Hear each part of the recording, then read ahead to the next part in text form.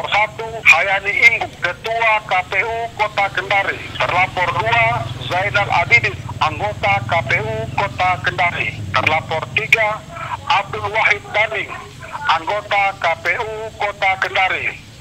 Terlapor 4, Hasriani, staf honorer KPU Kota Kendari. Terlapor 5, Alasman Mempesau, SHFH. Nomor laporan 02-Pilwari-2-2017. Status laporan dugaan pelanggaran kode etik. Ya, janji kita, dia akan kasih kita insentif toh 250 per bulan sampai selesai masa jabatannya. Dia calonkan lagi anaknya, tidak pernah dia mau kasih kita, hanya janji-janji saja. Teh buti. Iya, aslinya teh buti.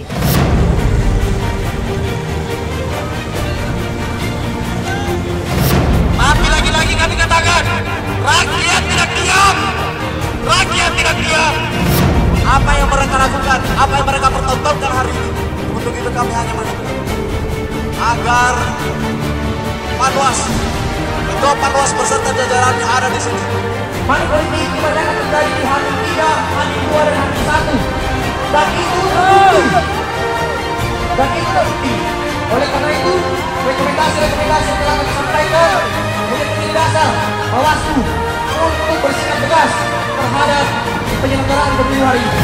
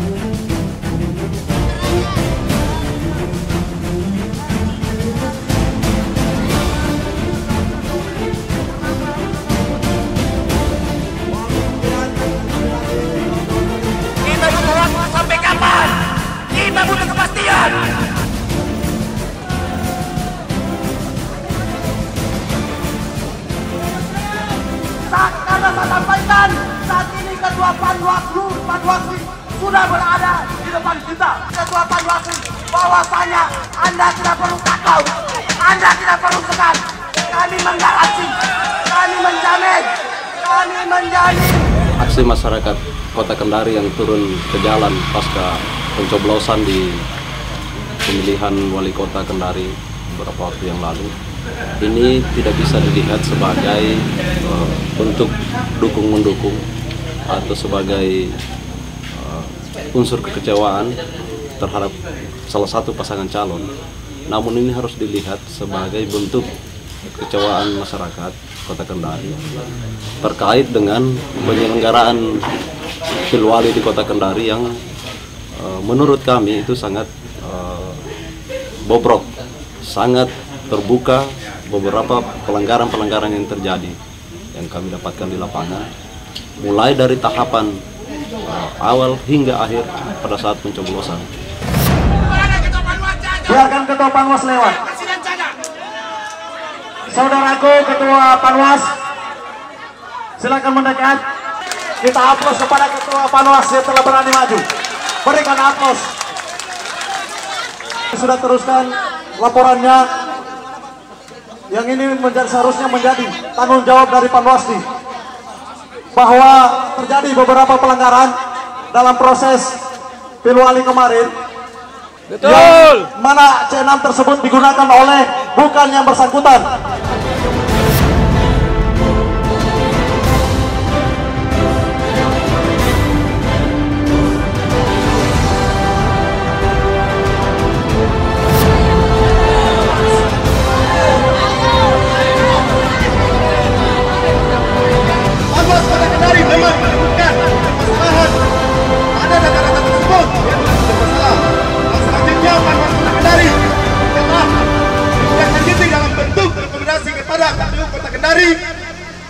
untuk dilakukan penelitian yang sebelumnya data-data tersebut hasil dari verifikasi faktual Panwas Kota Kendari yang selanjutnya telah direkomendasi di KPU Kota Kendari.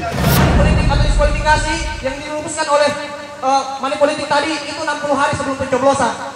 Saya katakan ini cacat formil. Kenapa saya katakan demikian? Karena money politik kebanyakan terjadi di H-3, H-2 dan H-1 dan itu terbukti. Bahwa proses penanganan kasus-kasus yang ditangani Panwas Kota itu harus secara karena memang itu juga yang diperintahkan oleh. Maka kita bicara tentang administrasinya. Karena itu administrasi pemilu, maka yang berhak meminta adalah peserta pemilihan dari tim kampanyenya. Kemudian masukkan di KPU, KPU akan bicarakan secara internal bagaimana perlakuan terhadap itu. Masyarakat harus menyadari bahwa Pilwali Kendari itu tidak bisa dilihat dari kacamata hasil saja, namun dilihat dari proses. Bahwa ada proses yang menurut kami itu sudah dibuat by design. Ada indikasi kuat berdasarkan temuan-temuan kami bahwa ini sudah diatur sedemikian rupa untuk memenangkan salah satu pasangan calon.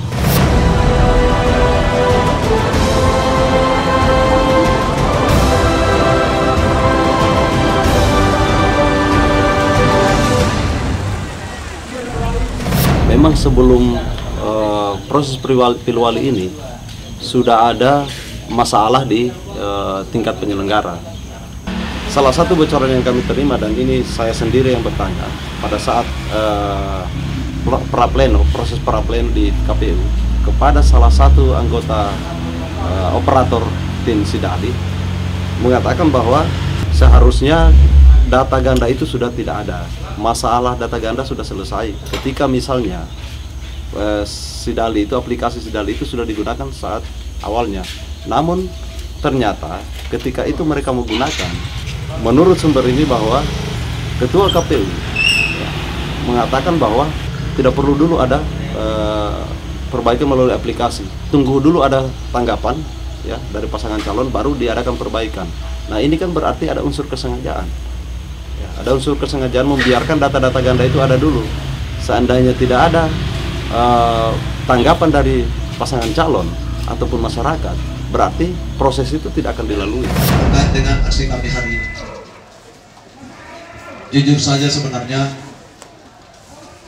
bukan kami capek Pak, kami tidak ada capek, tapi ini merupakan akumulasi telanjang Pak terjadinya pelanggaran yang menggunakan C6 milik orang lain. Tapi apa yang kami dapatkan? Jadi tolong Pak, kami hanya ingin meminta ketegasan. Kemudian ada juga kasus yang kami temukan itu tentang adanya pemilih yang menggunakan C6 yang bukan miliknya. Artinya dalam istilah kita itu disebut joki. Ada juga pemilih yang dimobilisasi dari luar, dan itu ada beberapa yang sudah mengaku, ya, pelakunya sudah mengaku kepada kami bahwa mereka dimobilisasi oleh salah satu pasangan calon untuk datang memilih di Kota Kendari dengan menggunakan ada dua yang menggunakan KTP orang lain atau C6 orang lain, ada juga yang menggunakan KTP sendiri, entah itu KTP asli atau seperti apa, dan juga ada yang menggunakan suket.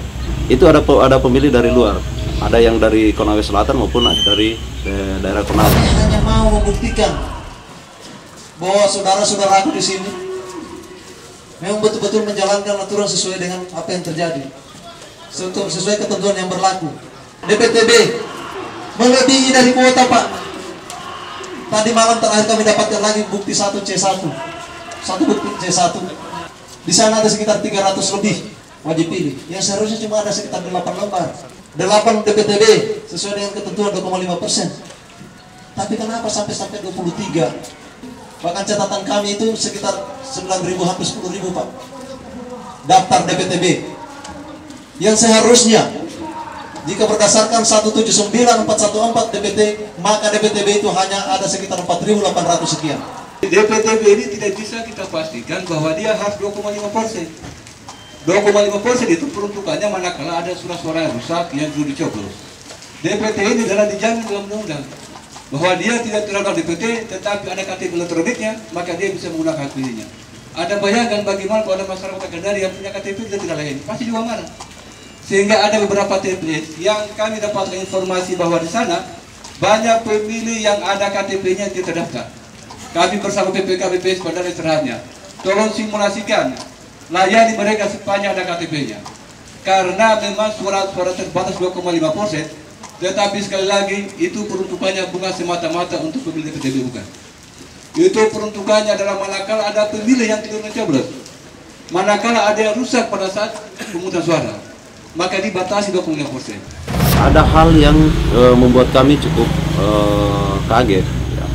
Yaitu ketika kami bertanya tentang DPTB misalnya, adanya temuan kami yang ternyata jumlah DPTB itu melebihi dari kuota yang seharusnya ditetapkan dalam undang-undang. Jumlah DPTB itu harusnya hanya 2,5% dari jumlah data wajib pilih yang ada. Namun kenyataan kami menemukan fakta di lapangan, ternyata ada sekitar 9.000 lebih daftar DPTB yang menggunakan hak pilih. Nah ini kan melebihi kuota yang seharusnya. Dan ketika ini kami tanyakan ke KPU, Ketua KPU dalam hal ini Saudara Hayani Imbu menegaskan bahwa menurut penafsiran dia 2,5% itu tidak mutlak. DPTB itu tidak harus 2,5%. Menurut Hayani Imbu bahwa 2,5% itu diperuntukkan bagi perhitungan surat suara apabila misalnya ada surat suara yang rusak dan segala macam. Nah itu yang menurut tafsiran dia. Ini kan jelas-jelas melanggar ketentuan yang ada. 2,5% itu sudah jelas-jelas diatur dalam peraturan perundang-undangan yang ada, undang-undang pilkada.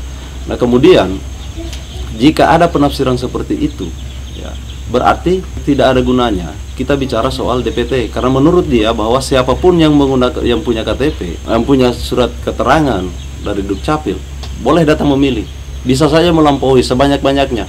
Ini kan berarti bahwa pihak KPU itu menafsirkan peraturan sesuai dengan apa keinginan mereka sendiri, dan ini terbukti dengan salah satu contoh. Pertanyaan berikutnya kami adalah ketika kami memberikan salah satu contoh kasus di Jakarta, DKI Jakarta, ketika ada temuan penggunaan C6 yang bukan pemilik aslinya, itu langsung dikeluarkan rekomendasi PSU. Ketika kami tanyakan itu, apa jawaban dari Ketua KPU? Dia mengatakan bahwa masing-masing daerah punya prosedur masing-masing. Di Jakarta punya prosedur, Kota Kendari juga punya prosedur.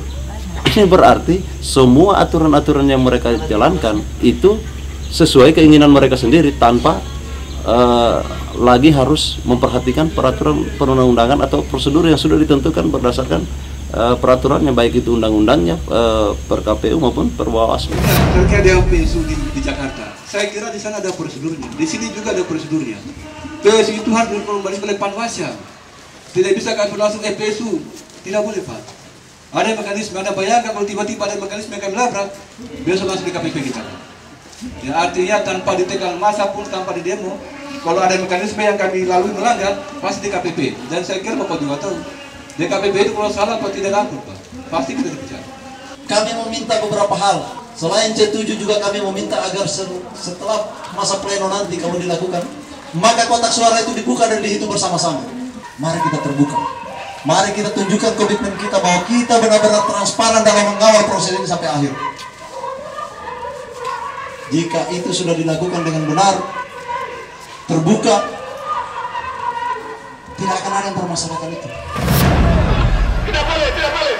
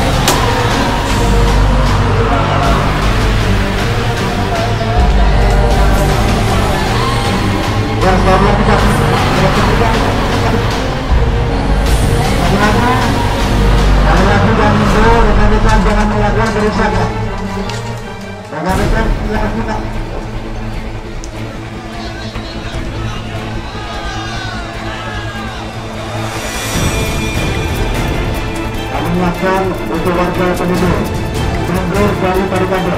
Karena kami Maju merapat semuanya, maju merapat. Bapak-bapak jangan terpesan ya. Ini bukan provokasi, ini perintah. Saya bertanggung jawab terhadap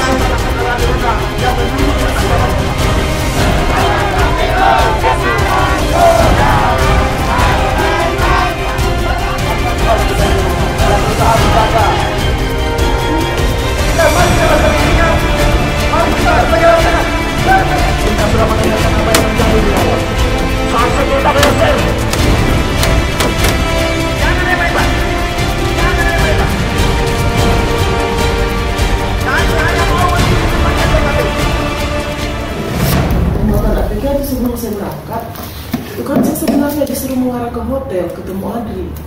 Iya. Saya mau dikasih uang untuk eksekusi Panwas. Iya. Tapi karena terlambat informasinya, saya sudah tiba di Makassar baru saya dicari. Iya. Jadi dia bilang nih bosku sudah ada di Makassar nih dia.